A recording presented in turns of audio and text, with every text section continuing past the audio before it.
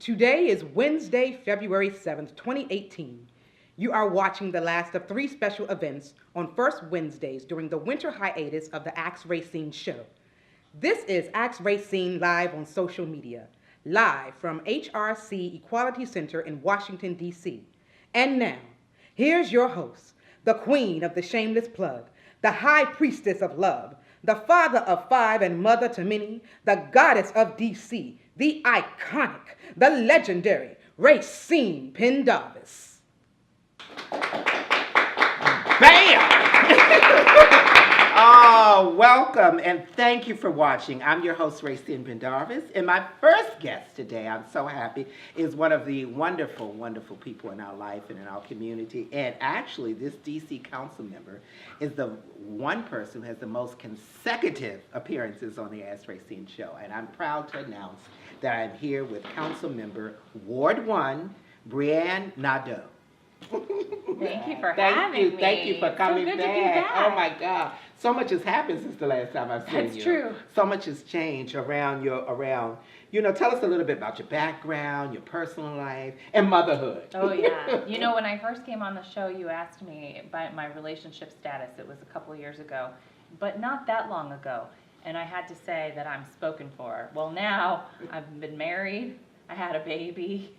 Got a new house. A lot of things have happened. So we've grown up together now. Yes, we have. Isn't that wonderful? Yeah. Oh my God. In such a short time. It was quick. Oh my God. We don't mess around over here. I in know. Ward 1. Well, honey, you got to do moving. it quick. You got to do Keep it it quick, moving. and you got to do it fast. And that's what it's about. So that lets you know that you're on your job. You're on your job.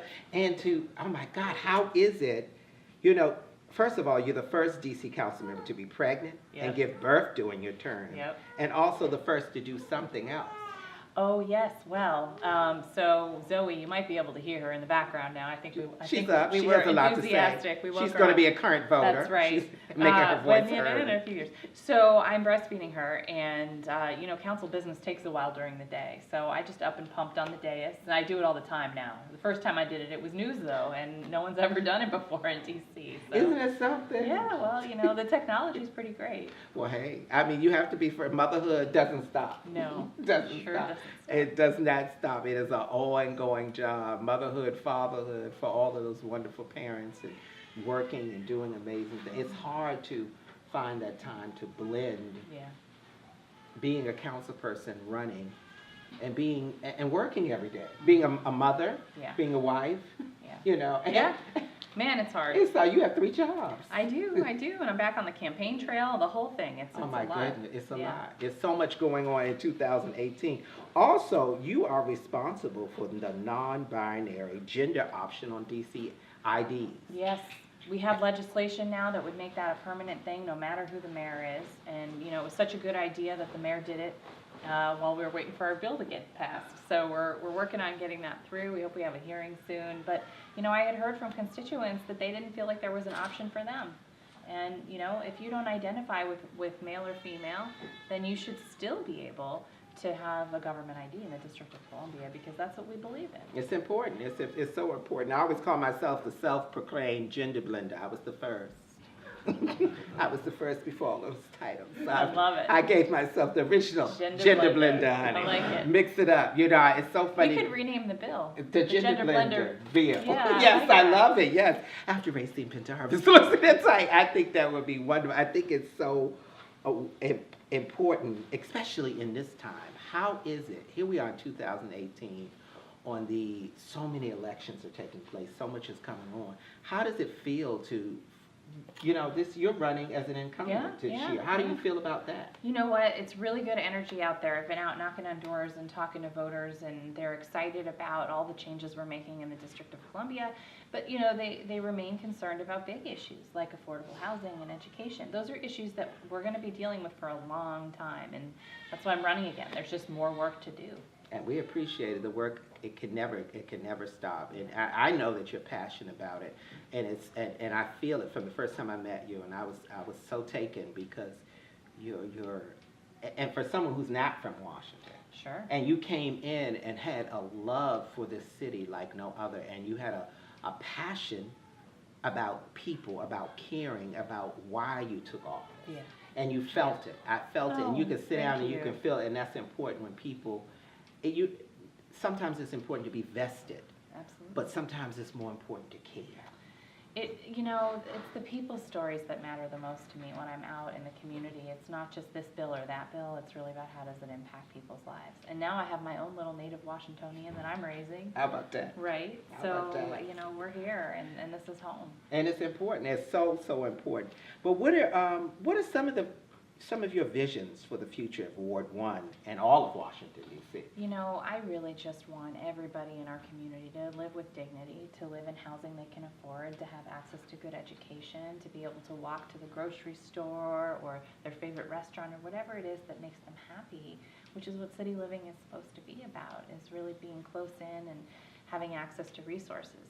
Life is really expensive in the District of Columbia, and there's a lot of people that are hurting, and those are the people that I'm thinking about most when I do my work. It's so important. It's really important, and I think folks in need don't always realize that people in power care about them, but for those who are listening, I hope they know that I am, and I do.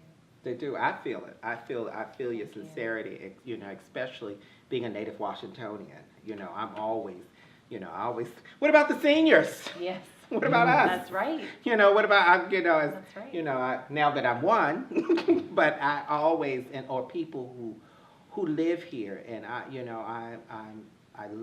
live here, I'm going to die here. I love Washington, D.C. I love the fact that it's grown.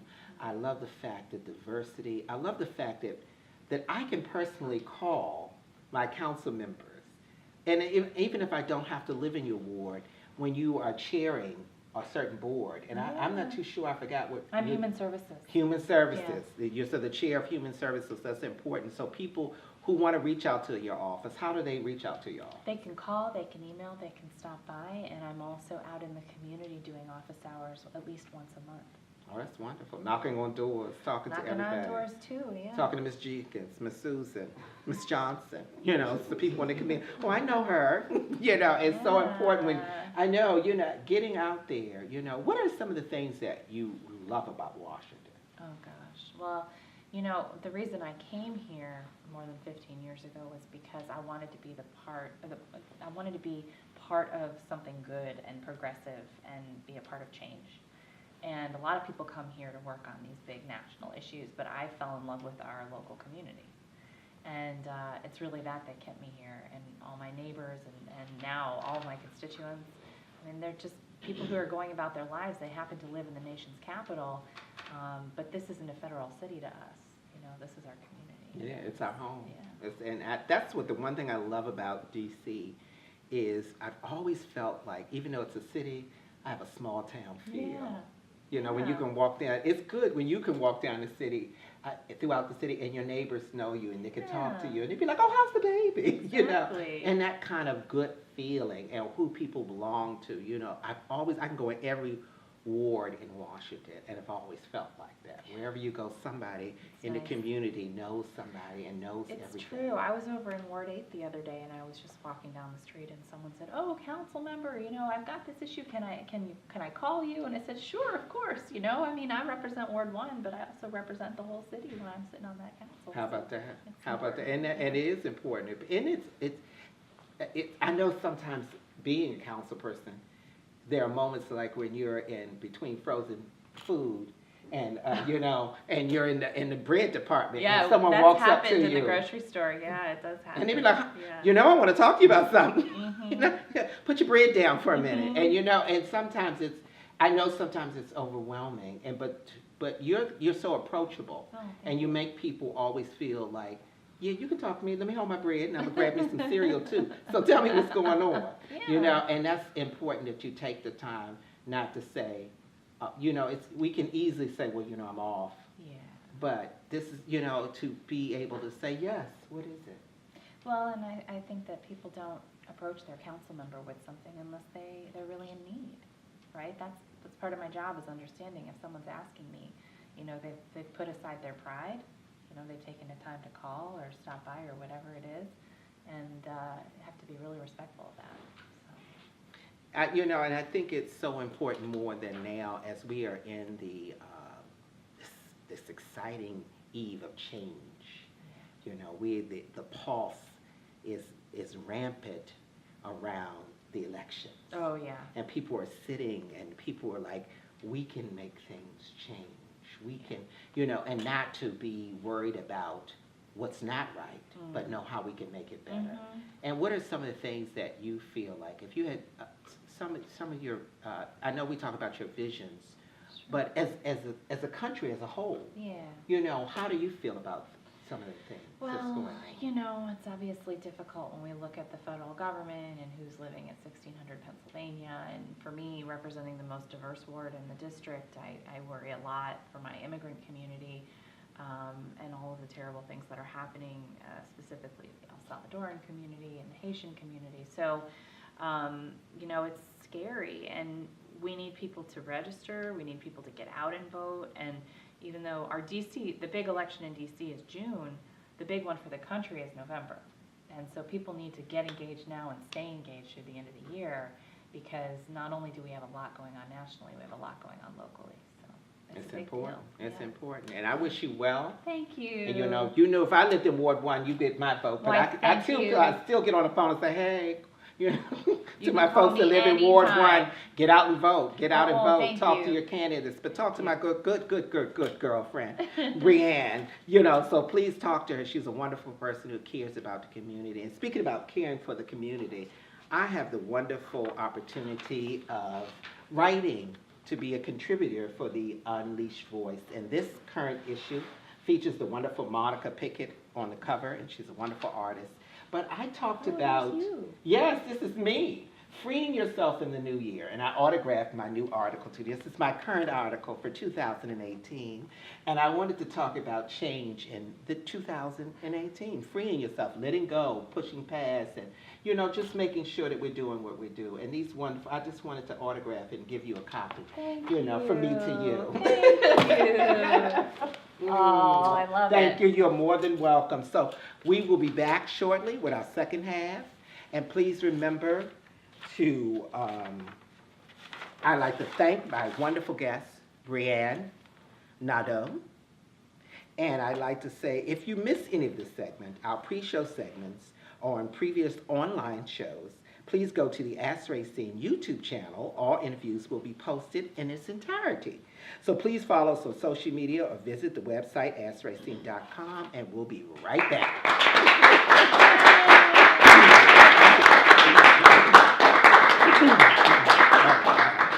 Welcome back. You're watching the Ask Rayceen Show live on social media. I'm your host, Rayceen Pendarvis, and it is a pleasure and an honor to introduce my second guest. If the world knows him as Michael Sainte-Andress, but the world and close friends, other than the world, we all know you as Mickey. So we have a pleasure. I'm so glad that you're here, and I'm so honored that you're a part of the show, and it's so grateful to have you here. Many people don't know the story of this incredible person that stands before us. Why don't you tell us a little bit about your background? Well, it's a background that's filled with lots of extremes, a lot of pain, a lot of suffering, but also a lot of understanding what it is to survive and prevail under harsh circumstances. I grew up in a very poor family in the South. I grew up with a mother who, for whatever reasons, had a weakness for men who mistreated her and her children, and I was brutalized as a young child until I got the nerve to run away and save my life. At the age of 9, I divorced myself from my birth family because I knew that my mother could no longer protect me. And I ended up with a foster mother who was a neighbor of my grandmother's, who from that day on raised me. And she never formally adopted me. She never put me in the foster care system. She took care of me as a Christian woman taking care of a child in need. And that was the greatest example I've ever had of a Christian life lived fully. And that influence has propelled me to seek the life that I have today. But Wow. it's been amazing. I've had some amazing accomplishments, as you know, as a theater performer, as a dancer, as a writer, as an actor, as a community activist. And I've had some things that have been very disappointing. I had a very bad run-in with alcoholism for a period in my life, and was almost responsible for killing 3 people with a DUI conviction. And after that, I decided that I would never drive again. So now I only have a non-driver ID because I don't even want to be in a position where I could legally drive. Wow. So you are now a professional passenger. How about That's what that? I like to call it. Yes. That's what I like to call it. I think it's so important. But you know, I think most people don't understand that most artists, these amazing artists who have these full careers such as yourself, come from a place, a lot of it comes from a place of pain, and breaking out of that pain to push past all of that. And I think it's so important that you push past all of that. You could have let it succumb, and you could have succumbed to it. And you could have easily not been the person that stands before me today. That's someone who I have seen on so many world-renowned stages. I've seen you speak, and this wonderful person. How did this evolve to you? How did you become into the theater world? And how did you, because you bring the passion of the theater into your activism. So how did that all unfold? Well, it's just a gift, God-given gift. As my mother said, I came out singing. And as a young boy, my interest was, I wanted to be a dancer. I think I had seen Sammy Davis Jr. on the Ed Sullivan Show or something when I was like about 5 or 6, and that's what I wanted to do. But my mother's father, my grandfather, who was a Jamaican Baptist minister, said there would absolutely be no boys dancing in our family. So that ended that. And my mother, knowing that I had this artistic bent and this need to be creative and to perform, she was the minister of music in our church. So she put me in the junior choir, where I started singing. Fortunately, I actually had a lovely little boy soprano voice, so it wasn't nepotism. I could actually sing. And even though singing wasn't what I wanted to do, I liked the fact that it put attention on me. And I could stand up and I had people's attention and they would clap. And I would get like little tokens and gifts after the shows and things. Isn't it wonderful? It takes me back to when I was singing with a group with 2 wonderful girls, Mary and Flo. You might know them. But that's another story. Those girls. Yeah, so how did, you know, it all came out, we all talk about how we perform. Yours came from dance, the love of song. But how did you find yourself on the theatrical stage? Well, in church, and I grew up in a Pentecostal church, the Church of God, without controversy and truth, honey. And there's nothing more Pentecostal than that, especially in the South. But shouting and speaking in tongues. It created a magnificent foundation for me to develop humanity and the understanding of what it is to be a human being in the world. People talk about fire and brimstone. I never heard those sermons. I lived for Sunday mornings and Sunday service because my pastor, Bishop White and then later Bishop Uriel F. Ware, they didn't have those kinds of, you know, condemning people and blaming people and shaming people. It was about creating a community where there was love and support and understanding. So that's what I got from my church. All this stuff I hear about people where they heard all these horrible things in church, I never experienced that. So the church has always remained very significant in my life because it gave me the basis that I needed to move forward. And so in church, you know, you have church pageants at Christmas and Easter and all of that. And honey, my mother made sure my little fat ass was right up there. I was a very chubby little kid. And she put me right in there. And one time they even were considering me to play Mary the Virgin. I said, oh, that'll be lovely. But by memory. But I ended up playing a shepherd instead, which my mother thought was more appropriate. But the church and then in school, I was always very opinionated, very aggressive, well, assertive, not aggressive, but assertive child. I had opinions, I spoke my mind, I was very comfortable being open, and so teachers liked that, my spirit, and so they started putting me in school plays, and I liked it. I liked the challenge of learning words that weren't mine and becoming this other person. And so it was just from that age on, I knew that theater, some form of performing, was going to be how I was going to really live my life overall. And that's what it's turned out to be. I've done many other things. I've been a public school teacher. I retired from the DC government as a public health educator. I've been a grant writer for HIV service organizations throughout the district. I've been a lecturer on cultural diversity issues around the country. But my biggest thing has always been being a performer. Because through art, I find a certain truth and a certain beauty and power that transcends any type of boundaries you would want to set. As an artist, you can go beyond because it's about ideas and it's about getting people to hear what you're saying. And it's amazing. I've seen you in many places. I've seen you share the stage, of course, with the wonderful playwrights, Alan Sharp, of course, and Monty Wolf, Yes. the Brave Souls Collective, and sharing stage with these wonderful actors and these amazing people, such as Donald Burke, another Yes. amazing actor, who's actually in our audience today. Yes, and a good friend. Yes, and sharing the stage with these wonderful, incredible people, and to being, I've seen you on just about every stage, from the Howard Theater to the Kennedy Center to, just seeing you on so many stages, but it always kind of, your work is so, it transcends beyond just the theater, because so much of it talks on what is going on today and kind of segues you into your activism.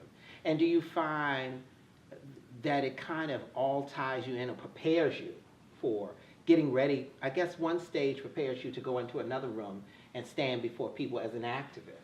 And now that I find that you have merged those together, you kind of remind me of a Renaissance man. Oh, wow. Kind of like, when I think of you now, I just saw I Am Not Your Negro. So I James think Bond. of you of kind of like our Renaissance, especially with the LGBT community. And you have become one of those amazing lights in our community. When I think of you, I hold you in such a high esteem. I think of you as one of those wonderful pillars in our community, because, honey, you were fighting a long time before we had so many organizations, before we had the Whitman Walkers and the Us Helping Us. And before all of that, we were out there fighting and holding the banners and making way and Getting put in jail. Yeah, and doing things that, we've seen a lot in this time and in our age. And speaking of seeing a lot, phasing in, how is it as a mature artist? How is it for you aging and working through that still? Well, Rayceen, that's a great question, and it has different layers to it. I was diagnosed HIV positive in 1986 when I was 35 years old, and that was right at the beginning of what was going to turn out to be a world epidemic. We didn't know it at the time. And there was so much ignorance and hatred, homophobia, ignorance around this. People's lives were destroyed. The reason we have the Ryan White Health Act is because a young boy, an innocent child, who came by HIV because of a blood transfusion, because of his disease with blood not clotting. And he and his mother were thrown out of their community because of all of those things. This innocent child. And his mother, Jean White, who I had the great pleasure of meeting many years ago, decided she was going to stand up for her child. And she fought. She went to the government. She went before the Congress and the Senate, and she said, my child has a right to be respected and to be allowed to live. He is not responsible for what happened to him. If anything, the government should be culpable because it was the blood supply, And at that time, because we didn't know anything about HIV, the blood supply wasn't being screened. So this is how this child got HIV, through unscreened public blood supply. So I came into activism actually through another mutual friend of ours, the great Philip Bonnell, who said to me, he said, Mickey, he said, everybody knows you as an actor and, you perform and you're wonderful and all that. He said, but you have so much more that you can offer. He said, you need to think about getting into the community stuff. I said, oh, Philip, that's your job. You're not a child. I want to be on stage. He said, well, being on stage, you can be on stage that way and you can be on stage this way. And so through his example, I saw how fervent he was and how committed he was and still is to this day. And it encouraged me. So I started reading up on HIV, I started going to community meetings, I started talking to people, and as I started learning, and then when I got my own diagnosis, I said, for the first 2 years of my diagnosis, I told no one. Because even though I knew I had a family that loved me and a supportive body of friends, I didn't know what they were going to say with that, because the thing was that as people revealed their situation, they were rejected. They were turned upon. And so I didn't want to face that. So what happened, that's when my alcoholism started kicking in. A lot of people turned to drugs. A lot of people became more promiscuous. I turned to Scotch, honey, but good Scotch doers. Okay. Not the cheap Scotch. No, not at all. But not Betty's basement bargain. No. But for those first 2 years, And everybody, I was always a party guy, and I was a good drunk. I was a life of the party type of drunk. So people didn't know that 90% of the time that they saw me in public, I was high as Cootie Brown, honey. But because of my personality, they just said, well, that's Mickey, honey. That child always has a good time. I was drunk as hell, and there were people who were beginning to think that there was something not quite right, but nobody knew how to come to you and say it to you, because it's hard because you are a larger than life person, and sometimes when you're a larger than life person, it is very hard for people to approach you and to say, hey, I see that your skirt is showing, your slip is showing, and when they would tell you that old saying, your slip is showing, then sometimes it is hard for people to tell you that, but once again, we find ourselves, you come through the fires, you've gone through so much, and as a person who is seasoned and vet in your life, you've seen a lot. We've seen Washington change in the last 30 years, the last 10 years. And, and as someone who, I think it's so important that now we are those pillars, those lights, those elders, and we have so much to offer. And what do you feel like if you had to say, if you had to create a book of your life, what would the book be named? A purposeful journey. How about that? A purposeful journey, I think, would be the perfect title for my book, because that's what it's been. It's been, there have been times in my life, Rayceen, where I really absolutely could not see. The idea of seeing another day was just heartbreaking. I didn't have the will. I didn't have the sense. I was so willing to just give up and let it go because I was just so tired of bearing burdens and not being able to solve issues. But my foster mother, that perfect Christian woman who raised me from the age of 9 until I graduated high school, embedded in me this belief that God is with you always. And once I fully accepted that God is in my life and that I am forever in his careful embrace, I fear nothing. How about that? And that's part of your purposeful journey. And speaking of journeys, I have the wonderful segue, of course, the queen of shameless plugs, ethnics.com, if you go to it. It is a wonderful article that I had the chance to write about. It's called Much More to Come. It is about LGBTQ elders. And it talks about our journey and what we go through. And as we are on the eve, I feel like we go through 3 acts in our life, and we are on the third act and then the finale. But I feel like we're now in that third act of our life, and it's amazing as we age and the importance. So people, I want you to visit and go on here and read this article, and it's a very inspirational article because it speaks about our journey and where we are and growing. And then I also talk about what it's like being an elder in your community and now caring for your own. And I share the story about caring for my mom, who is 90 years old, and how dementia and what we go through, and how sometimes it gives you a mirror of that could be me. And how we, as we age and mature, we continue to lift each other up and motivate each other and be there for and call and reach out and support each other, because I think it's so important that we lift each other up. Well, I read your article, and I love the story that you told about how you were taking care of your mother and she asked you about this gray-haired woman who was taking care of her, and then you told her it was you. And I thought that was just so telling. And I wish that I had the opportunity to have a real relationship with my birth mother. Unfortunately, that didn't happen. And the last 4 years of her life she was sunk into Alzheimer's, and I don't even think she knew who I was the times that I was around her. But she would always refer to me in the third person. She would say, she says, I have a son, my oldest son, Michael, and he's so handsome, and he was so smart, and he's so She never told me none of that shit when I was growing up. And I often wonder how different I may have been had I heard that. Right. It's important. But she, even in those later years, she was acknowledging you. I guess. In her own way. And even though she couldn't turn and say, Mickey, I know you're there, she felt you, and she knew, and she was proud of the accomplishments her son, because she was bragging about the grand son that she has. You know, they always brag about the special son, the creative son. So, you know, and it's, we are always those ones in our family lives. We are the special ones. So I want to thank my guest, Mr. Michael Sainte-Andress. And if you missed any of today's show, our pre-show segments, our previously online shows, please go to the Ask Rayceen YouTube channel. All interviews will be posted in their entirety. Please follow us on social media and visit our website, AskRayceen.com.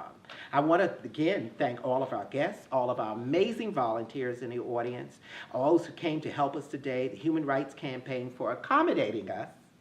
We want to thank the HRC Center for being here. And remember, follow us, because we're coming back for our season premiere of the Ask Rayceen Show, Wednesday, March 7th, 2018, which will be our 7th season. 7, shake the dice and cook the rice.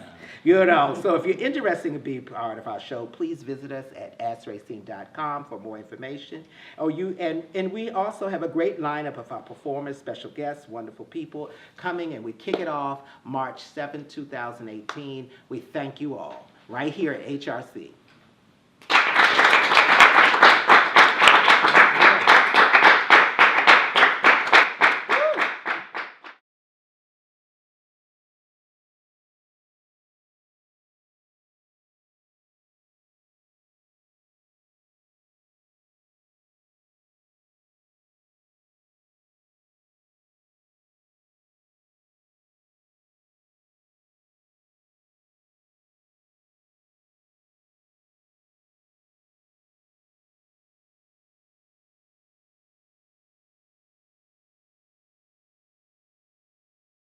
This beautiful young lady I have. Zoe. Oh, Zoe, look, baby Zoe. She's almost 5 months old. Oh my God, she's so adorable. Ward 1's baby.